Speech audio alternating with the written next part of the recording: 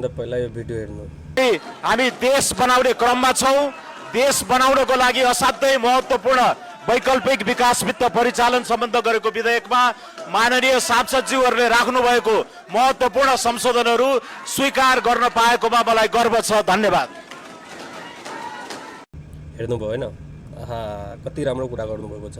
हामी देश बनाउन आएको छु भनेर। हो, यो तरिका हो त देश बनाउन भनेको।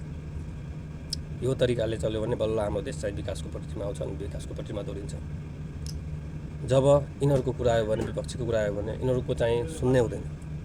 त्यतिले पनि भएन भने कुनै कोठामा लिएर गएर यिनीहरूलाई थुनेर मुखमा टेप टाँसेर अनि राख्नुपर्छ। अनि बल्ल चाहिँ देशमा केही हुनसक्छ। किनकि यिनीहरूको बाउबाजेले कसरी भिख माग्छ भनेर यिनीहरूलाई सिकाएको छ। यिनीहरू चाहिँ ठाउँ नपाएर मात्रै यस्तो गरिरहेको छ। यिनीहरू ठाउँ पायो भने हो, तर त्यो ठाउँ दिनु हुँदैन। यिनीहरू चाहिँ ठाउँ पाएपछि अनि फेरि चाहिँ देश चाहिँ त्यही पहिलाको जस्तै हुन्छ। त्यही कारणले यिनीहरूलाई ठाउँ दिनु हुँदैन। यिनीहरूलाई जसरी पनि भयो भने यिनीहरूलाई चुप लगाएर होस्, जे गरेर होस् अगाडि बढ्नुपर्छ। अनि बल्ल चाहिँ देश चाहिँ विकासतिर भागिन्छ।